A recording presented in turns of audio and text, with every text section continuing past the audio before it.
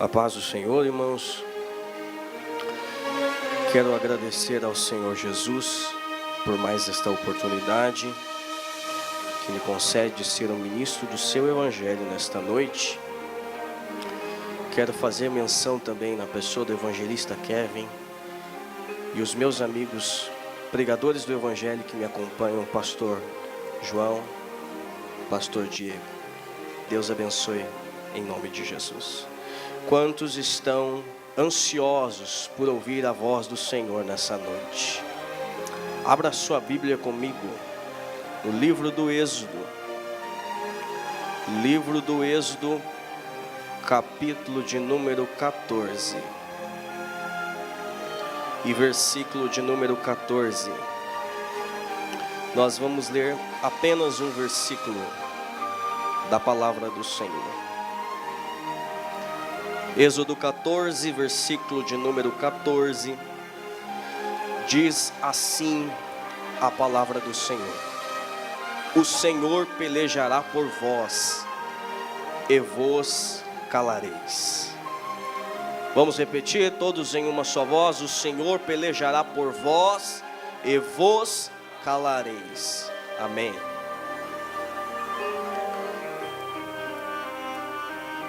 Nós estamos diante de um texto que na verdade é uma resposta para o povo hebreu. Quem está respondendo é um homem chamado Moisés, um líder, um grande líder espiritual. Este povo que está questionando Moisés é aquele mesmo povo que ficou aproximadamente 400 anos debaixo do jugo, debaixo da opressão, debaixo da vergonha, do desprezo, da humilhação de Faraó. Esse povo vai se levantar e vai começar a questionar. Basicamente vão dizer: Moisés, não teria sido melhor com que nós fôssemos deixados no Egito para morrer? Será que no Egito não havia sepulcros suficientes para que nós fôssemos enterrados lá? Mas Moisés é um homem de Deus. Moisés é um líder espiritual. E sempre quem é um homem de Deus, sempre vai ter uma resposta de Deus no momento de questionamento. Deus vai usar Moisés. Deus vai usar a vida de Moisés. A vida de Moisés, segundo a Bíblia, vai dizer que Moisés foi o maior profeta da história de Israel. A missão que Deus vai colocar na vida de Moisés praticamente é: você vai conduzir o meu povo do Egito para uma nova terra. Essa terra conhecida por nós como a terra prometida, terra de Canaã, terra boa, que mana leite e mel. Deus vai usar Moisés através dessa tarefa, ele vai ser o responsável. Mas tem um detalhe: o plano na vida de Moisés, na verdade, não começa nessa etapa. Nós precisamos entender que Deus já tinha um plano sobre a sua vida desde o seu nascimento. Porque a história vai dizer que no momento em que Moisés nasceu, na fase que Moisés nasceu, o faraó da época queria matar os meninos recém-nascidos, preocupados com a numerosidade, a multiplicação destas crianças, do povo hebreu. Ele tem a ideia de mandar matar os meninos e lançá-los no Nilo. Mas a mãe de Moisés, pelo nome Joquebede, ao ouvir esta notícia, ela tem uma ideia. Ela decide esconder o menino por um período aproximadamente de 3 meses. Mas a Bíblia vai dizer que depois de 3 meses, não pôde-se mais esconder o menino. Então ela tem a segunda ideia. Qual é? Ela faz um cesto, ela betuma o cesto, ela prepara o cesto e coloca o cesto às margens do rio Nilo. Perceba que o texto vai dizer que ela coloca o cesto exatamente em cima de umas plantas chamadas de juncos, que nascem e que crescem às margens do rio Nilo. Ela não colocou o menino dentro do rio, como alguns historiadores dizem, que o menino foi percorrendo pela correnteza, mas a Bíblia vai ser enfática em dizer que o menino foi colocado na margem do rio, e na margem do rio o menino ficou. A irmã de Moisés, pelo nome de Miriam, o texto bíblico vai nos informar e dizer que ela se pôs de longe para ver o que aconteceria com o menino. E por quê? O texto não diz, mas eu posso conjecturar que Miriam estava observando o menino, pois havia uma preocupação. Talvez alguma coisa de mal pudesse acontecer com aquele menino. Mas se Miriam tivesse um relógio e ela estivesse monitorando o tempo ia avançar 30 minutos e ela estava no mesmo lugar, ia avançar 1 hora e ela estava no mesmo lugar, ia avançar 2 horas e ela estaria no mesmo lugar. Eu não sei quanto tempo Miriam ficou observando o menino, mas uma coisa é fato: enquanto ela estava observando o menino, nenhum mal aconteceu com aquele menino. E sabe por que nenhum mal aconteceu com aquele menino? Porque Deus tinha um plano na vida do menino desde o seu nascimento. Deus tinha um plano na vida do menino, e quando Deus tem um plano, Ele cuida. Quando Deus tem um plano, Ele guarda. Quando Deus tem um plano, Ele cerca. Quando Deus tem um plano, Ele esconde. Quando Deus tem um plano, Ele separa. Quando Deus tem um plano, podem se levantar 1000 demônios, eles terão que cair, porque Deus tinha um plano sobre a vida do menino. Deus estava aguardando o menino, Deus estava aguardando o cesto, Deus estava aguardando até o rio, se preciso fosse. Ele estava aguardando o menino. Eu quero liberar uma palavra profética sobre a sua vida nessa noite. Talvez você veio aqui e esta é a razão de você não ter morrido naquele acidente. Aquele acidente, você sofreu aquele acidente, mas no meio do acidente Deus mandou uma comitiva angelical dizendo: eu vou guardar, eu vou cuidar, vou separar. Sabe por quê? Porque eu tenho um plano desde o seu nascimento. Era Deus que estava te guardando. É por isso que Deus abriu aquela porta de emprego para você. Você não sabe como você foi parar lá, mas dia após dia você agradece a Deus, não é?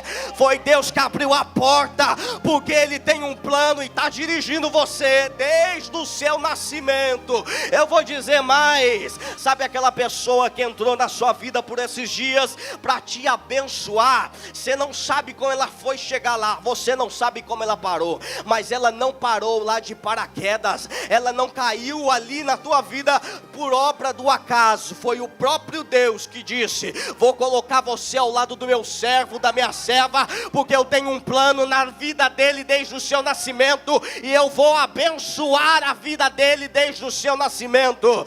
Eu estou pregando nesta noite um evangelho de poder, e eu estou dizendo em nome de Jesus: se o plano de Deus é real, vai acontecer sobre a tua vida, vai acontecer sobre a tua casa. Você vai dizer como Jó disse no seu capítulo 42: bem sei eu que tudo podes e que nenhum dos teus planos poderão ser frustrados. Estou sentindo Deus aqui já, nesse ambiente, para liberar a palavra e dizer para você nessa noite: se Deus disse que vai, é porque vai. Se Deus disse que vem, é porque tem. Se Deus disse que vai acontecer, é porque vai acontecer.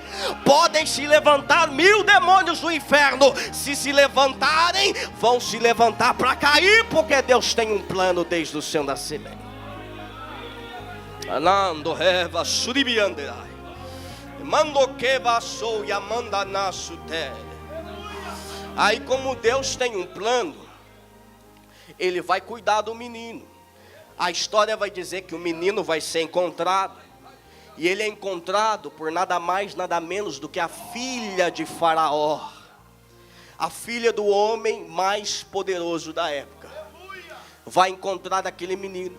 Mas o que me chama a atenção é que o texto vai dizer que quando a filha de Faraó saiu para se banhar às margens do rio, como de costume, ela não sai sozinha. Ela sai com as suas companheiras, com as suas assistentes. Mas o texto é enfático em dizer que quem encontra o menino é a filha de Faraó. E sabe por quê? Porque Deus só vai mostrar o plano dele para quem vai te ajudar. Deus não vai mostrar o plano dele para quem não quer o teu bem. Por isso, por esses dias, não se assuste. Se Deus começar a fazer uma limpeza na tua vida, Deus vai remover gente. Mas não se assuste, não é gente que queria o teu bem, é gente que queria o teu mal. Na tua frente parecia bonzinho, mas quando você virava as costas, falava mal de você, criticava você, jogava pedra, levantava falso testemunho, falsa acusação. Esse tipo de gente Deus vai remover, Deus vai arrancar, Deus vai limpar esse tipo de gente e vai conectar você com pessoas que te ajudam. Deus está trazendo um exército sobre a tua vida para dizer: meu filho, eu vou te ajudar, porque a igreja precisa de gente que ajuda. A igreja não precisa de gente que passa rasteira nem que puxa o tapete. A igreja precisa de gente que diz: está fraco? Segura na minha mão, eu vou contigo até o final, eu não largo, eu estou contigo.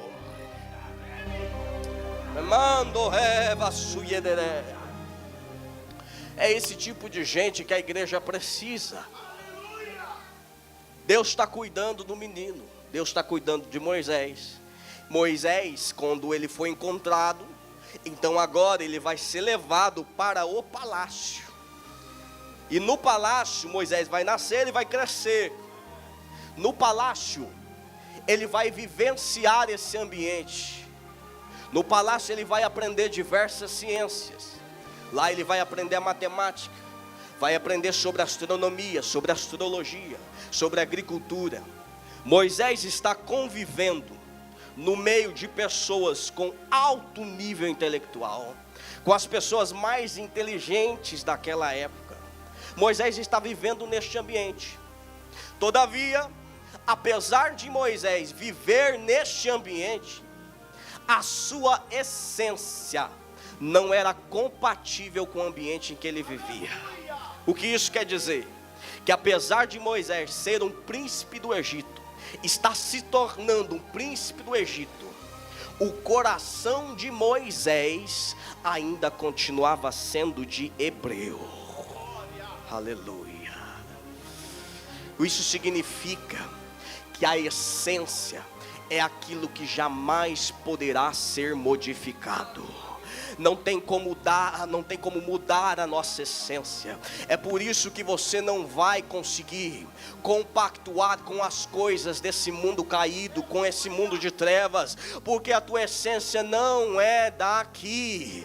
Você não veio da terra. Na verdade existe uma essência na tua vida, e ela vem da onde? Ela vem de cima, ela vem do alto, ela vem do céu. Tu carrega uma marca. Não adianta você dizer: eu vou dar uma andadinha no mundo para experimentar. Quem tem essência não consegue ficar fora da presença real e intensa dele, porque você veio de cima, você veio do alto, e lá para o alto é que você vai retornar. Por quê? Porque você carrega uma marca, e a tua marca leva este código, o DNA da presença de Deus.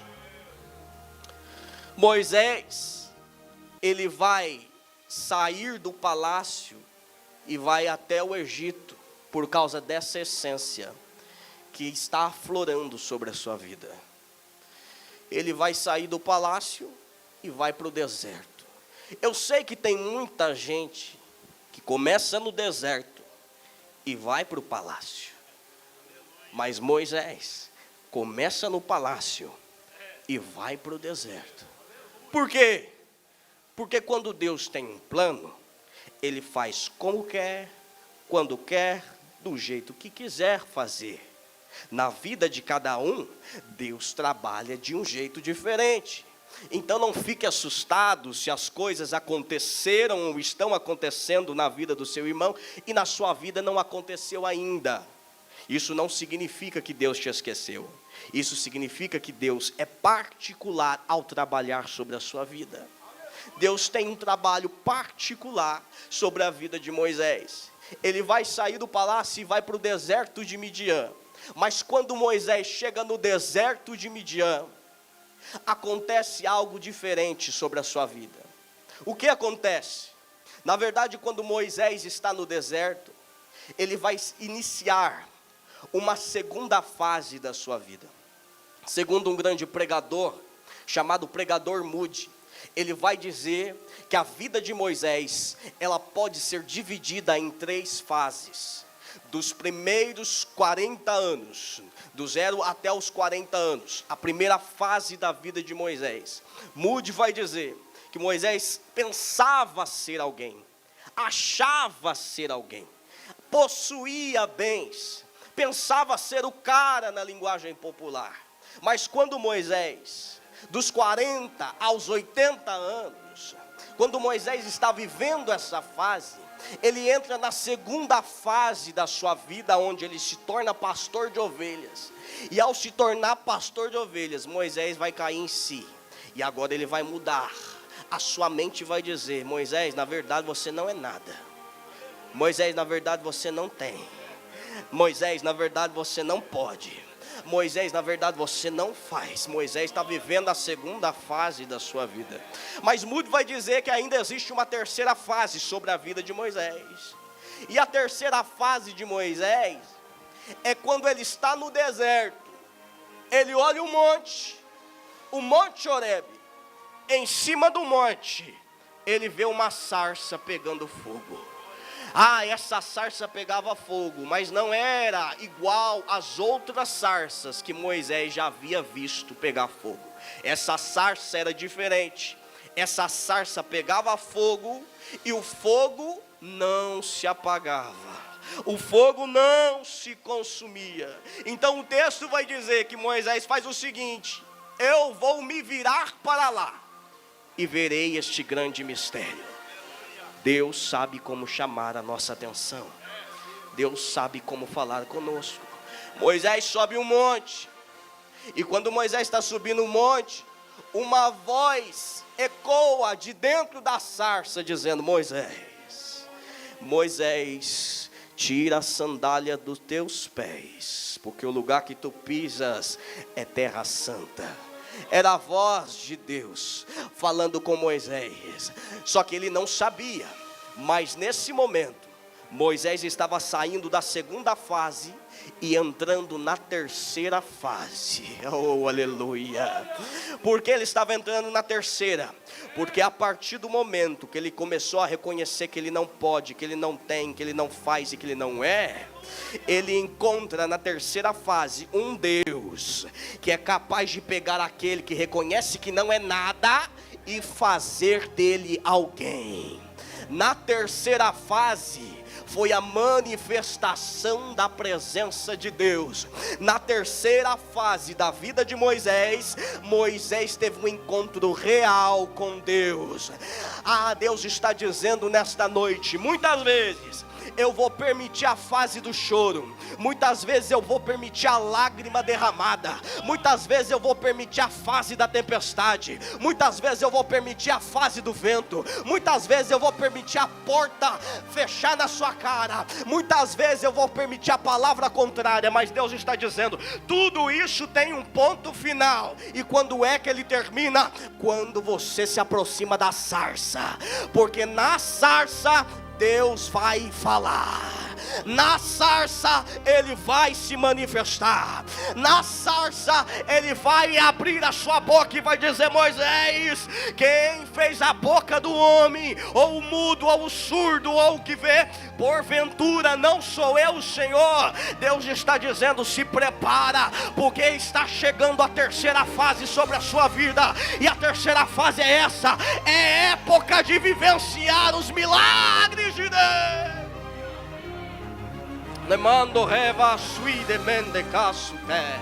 Na terceira fase você vai vivenciar o sobrenatural. Na terceira fase você vai alcançar o inatingível. Na terceira fase você vai ter um encontro na sarça. E este fogo não vai se apagar. Moisés está tendo esse encontro na sarça. E ele está vivenciando a terceira fase da sua vida. E é nesse momento que Moisés está na terceira fase da sua vida, que ele vai expressar o texto que lemos: o Senhor pelejará por vós, e vos calareis. Moisés estava dizendo: fica tranquilo, fica calmo. Se Deus fez lá atrás, Ele vai fazer de novo. Moisés estava dizendo: fica calmo, fica tranquilo. O Deus que fez antes vai fazer de novo. Moisés só foi capaz de declarar essas palavras ao chegar na terceira fase. Na terceira fase você não vê mais o Moisés frustrado. Na terceira fase você não vê mais o Moisés que se sentia incapacitado. Na terceira fase você vê um homem, um líder espiritual cheio de autoridade, porque ele está vivenciando os milagres de Deus. Na terceira fase ele está vendo a mão de Deus agindo no Egito, mandando as 10 pragas. Na terceira fase ele está com o cajado na mão, ele toca no mar e o mar se abre, e o milagre acontece porque ele está na terceira fase. E quem está na terceira fase é tempo de vivenciar os milagres de Deus. Só que eu não posso terminar sem antes dizer isso aqui: Deus de fato tinha um plano na vida de Moisés, mas existia um propósito maior pelo qual Deus tinha um plano na vida dele. Sabe qual é? Deus tinha um plano na vida de Moisés, porque Deus ia usar Moisés para que o nome dele fosse glorificado. Deus só tem plano nas nossas vidas porque Ele vai usar as nossas vidas para fazer com que o nome dEle seja exaltado e glorificado. Deus não depositou dons, talentos, habilidades, não encheu você de graça, de unção, de poder, de autoridade, para você se achar a última bolacha do pacote, para você se achar a última Coca-Cola do deserto. Deus não te deu autoridade para isso. Deus não te encheu de capacidade para você ser uma celebridade do mundo gospel, para você ser um artista renomado. Deus encheu você de autoridade, poder e unção para que o nome dele seja glorificado através da sua vida. Sabe qual é o problema dessa geração? O problema dessa geração é que eles querem levantar o muro sozinho, quer pegar na colher, colocar a massa e começar a colocar os tijolos um após o outro, coloca o muro, coloca a porta, coloca o telhado, faz tudo sozinho. E Jesus é um mero espectador, e Jesus é simplesmente um vizinho desconhecido. Mas a palavra vai dizer que aquele que entende que de fato Deus tem um plano na vida dele, ele vai dizer como Filipenses capítulo 1, versículo de número 6, aquele que começou a boa obra, ele é fiel para terminar. Se Jesus começou, ele vai até o final. Se Jesus começou, ele não para na metade, ele não para no começo. Se Jesus tem um plano, ele vai concretizar até